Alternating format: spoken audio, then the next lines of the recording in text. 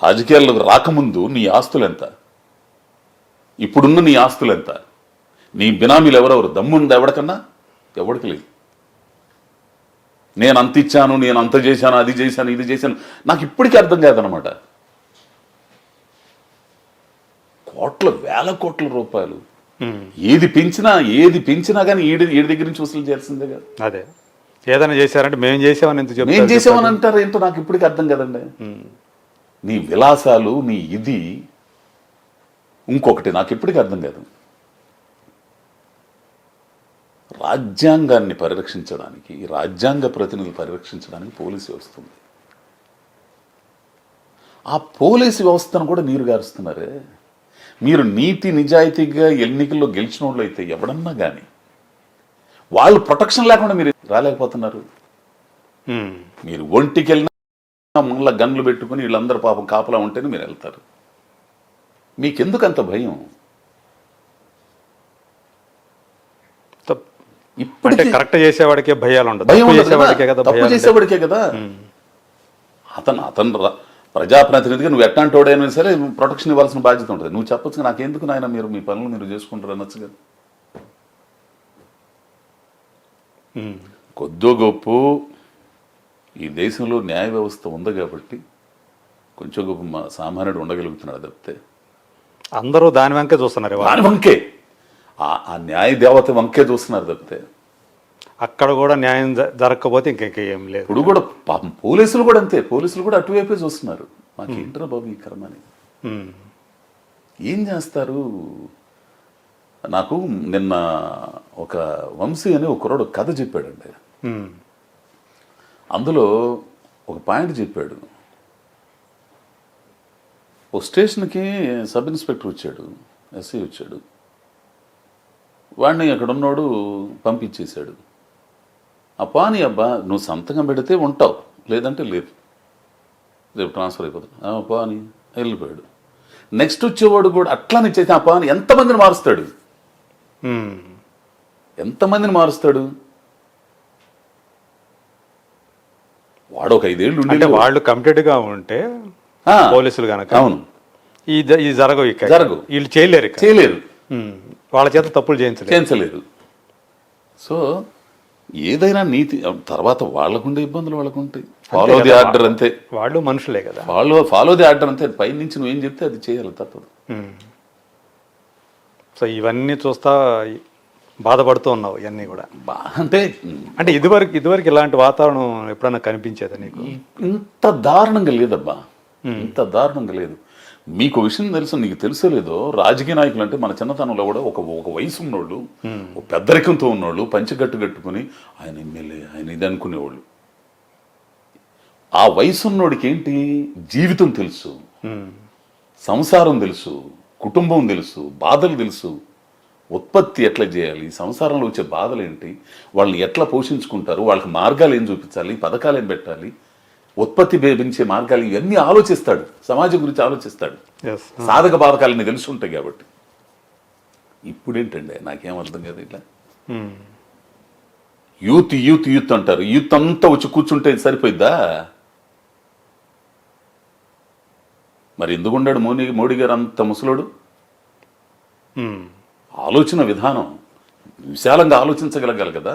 అవును, చాలా విశాలంగా ఆలోచించగలిగిన వాళ్ళకి, ఆ అనుభవం ఉన్న వాళ్ళకి ఆ పదవి రావాలి. ఏం చేస్తే ఏమవుతుంది, ఎట్లా వెళ్ళాలి, ఎట్లా మంచి ఏంటి, చెడు ఏంటి, తొందరపడితే ఏమవుద్ది, పర్యవసానాలు ఇవన్నీ ఆలోచించే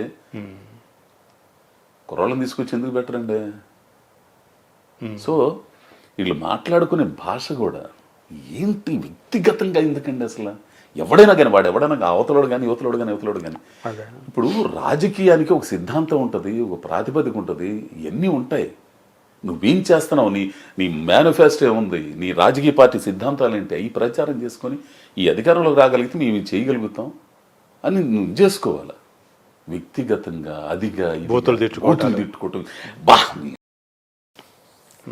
ఎక్కడ అంటే మామూలుగా ప్రేమగా తిట్టుకునే, మామూలుగా అనుకునే వేరు, ఇక్కడ అసలు ఆ భాష వేరుగా ఉంటుంది. భాష ఎంత నీచంగా ఉందంటే అంత నీచంగా ఉంటుందండి.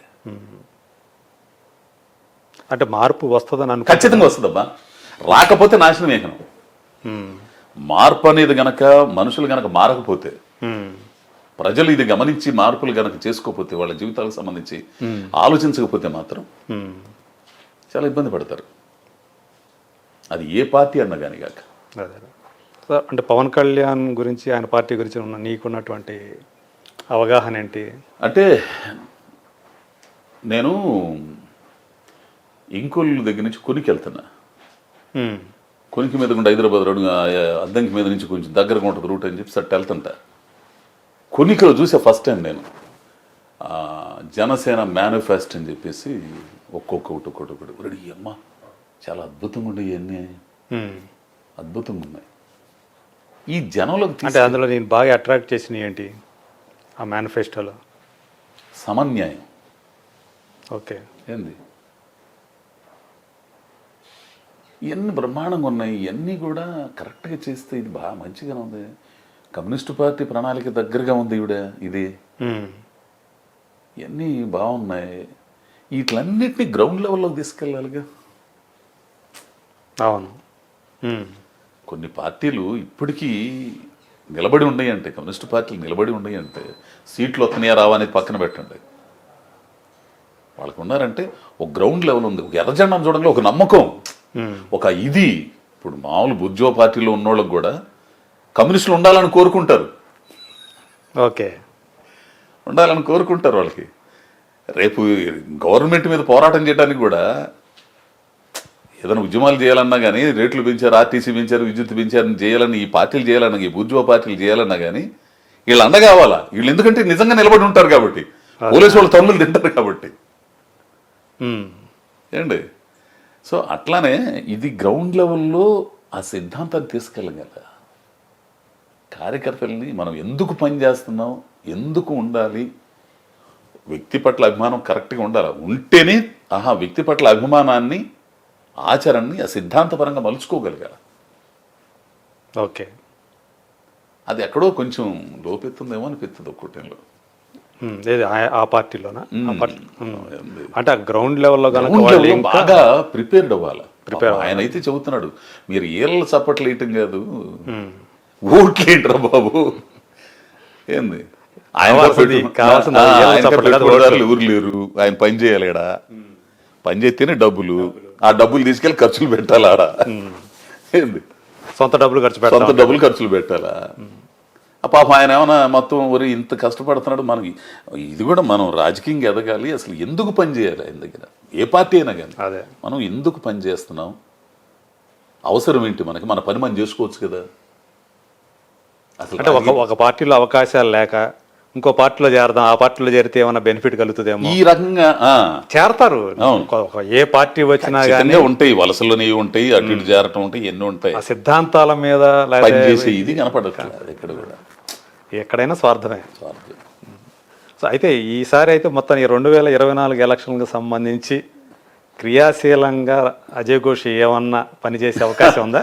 క్రియాశీలంగా అంటే ఏదో చెయ్యాలని ఉంది, ఇంకా ఒక స్పష్టమైన దీనికి రాలేకపోయాను. ఓకే, చూద్దాం, అట్లా ఆలోచన చూద్దాం. మరి అంటే ఇప్పుడు సినిమా నటుడుగా రాణిస్తున్నటువంటి అజయ్ ఘోష్ రేపు ఏదైనా కావచ్చు, రాజకీయాల్లోకి రావచ్చు, రాకపోవచ్చు, ఇవన్నీ ఉంటాయి. సో ఆలోచనలు అయితే ఉంది, ఆలోచన అయితే మొదలంది, మార్పు కావాలని ఒక ఆలోచన అయితే ఉంది. ఫస్ట్ నుంచి మనం నడిచి వచ్చిన దారి అన్ని కానీ అక్కడ చేనేత ఉద్యమాలు కానీ ఇవన్నీ ఉన్నాయి కాబట్టి, ఆ ఉద్యమాల్లో ఆ ఆలోచన నడిచిన వ్యక్తి కాబట్టి, ఆ వామపక్ష భావజాలం ఉంది కాబట్టి. సో చూద్దాం. సంతోషం అన్న, చాలా విషయాలు నీ సరే ఎన్నో చూస్తుంటాం కానీ ఎంత ఇదిగా నాతో మాట్లాడుకుని అన్ని నిజంగా చాలా ఆనందంగా ఉంది. వృత్తిపరమైనటువంటి, వ్యక్తిగతమైనటువంటి, అట్లాగే నీ రాజకీయంగా, సామాజికంగా నీ భావాలు, అనుభవాలు ఇవన్నీ కూడా పంచుకున్నందుకు, మాతో ఎంతసేపు టైం వేచించినందుకు thank you so much. Thank you.